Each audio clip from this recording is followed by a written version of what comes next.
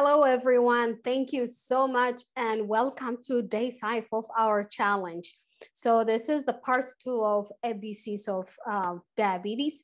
So yesterday we covered, the A, which is hemoglobin A1C. Today we are covering the second one. B stands for blood pressure. So we go ahead and start. Before we go ahead and talk about blood pressure, let's say all this together. I can and I will manage my diabetes and live in a healthy and a happy life. I can and I will manage my diabetes so I can live a healthy and a happy life. I can and I will manage my diabetes so I can live a healthy and a happy life. My diabetes doesn't affect me from living the life that I want to live. My diabetes doesn't affect me from living the life that I want to live. Thank you so much. Let's continue. So blood pressure.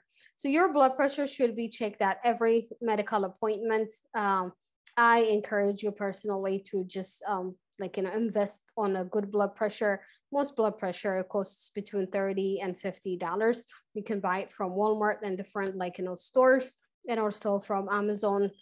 So having it available will help you to determine, because some of us has some white coat syndrome. So when we go to the doctors, our blood pressure goes through the roof. Of course, they do not diagnose us by just one blood pressure reading. But if you do it home, in the comfort of your home on a regular basis, that will give you a most accurate reading than just going to the doctors once in a while. So I encourage you to just invest on yourself on a good blood pressure monitor. So for most people with diabetes, the recommended blood pressure target is blood pressure is below 140 and 80. Of course, we all know blood pressure, targeted blood pressure for a normal person is 120 over 80. But people with diabetes, because of, so many other factors, it is, according to American Diabetes Association, it is 140 over 80 milligrams. So the higher your blood pressure, the harder your heart has to work, which eventually can create some heart problem. So get your blood pressure measured at every doctor visit. Work with your doctor to see a blood pressure goal that is right, for you. Each person's blood pressure is, different. So just work with them and see, what your reading needs to be. So what are some of the tips to lower blood pressure? So the first one is losing excess weight. Of course, quit smoking, reducing alcohol and caffeine intake, prioritizing sleep. I cannot emphasize about the value of sleep that it has, on controlling our blood pressure, controlling our diabetes, and so many other health issues. Because when we sleep, our body works on repairing our body. So just make sure you get enough sleep in order to just control blood pressure, control your diabetes, and to avoid many other health issues. Avoid stressful situation if possible. Of course, we are human. We cannot say we should live a stressful, stress-free life. Stress happens, and there's good stress and there's bad stress. Good stress is always good, because that will help us to motivate us to do something good, so we can improve what's what we don't like about the situation. But bad stress, as much as we can, try to deal with it the same day. Do not hold it, because the stress causes so many health issues. So find a coping way to de-stress yourself on a daily basis. Eating less sodium, eating less salt is important. Sugar, refined carbohydrates, and processed foods, we should avoid them as much as we can. And regularly, engage in a low impact exercise, at least 30 minutes every day. So the American Health, the World Health Organization recommends an exercise for 150 and 300 minutes per week. So it equals to 30 to 45 minutes each day.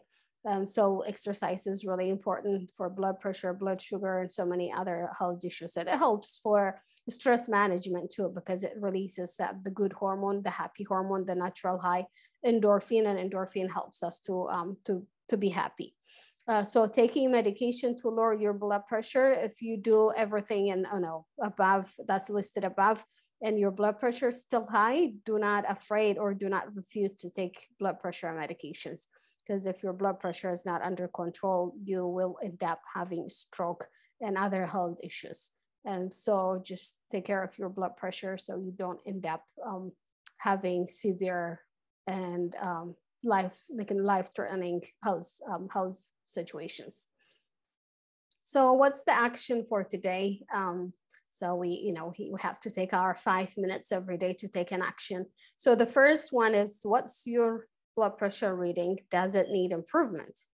If it does, what 3 actions can you take and from your everyday life? It can be from the tips that was provided in the previous slide, or it can be from your life experience. But just make sure if your answer is yes, make sure you have some type of action to take, because to prevent it and early on can prevent major damage in our health. So thank you so much again. Day 5, so proud of you. Keep engaging, keep taking action, because knowledge by itself is not going to give us a transformation. Knowledge with action is the one that's going to give us the transformation and help us to build new habits. Because the main purpose of this 30-day challenge is to help you build new habits that you can use for the rest of your life to manage your diabetes and live a healthy and happy life, and mainly to prevent diabetes-related complications. Once again, thank you so much for joining me again. Please share this information with your friends and family so we can impact more people. We're gonna close it as I can, and I will manage my diabetes so I can live a healthy and a happy life with diabetes. My diabetes does not stop me from doing the things I love to do. Thank you so much. Have a great and blessed day. See you tomorrow.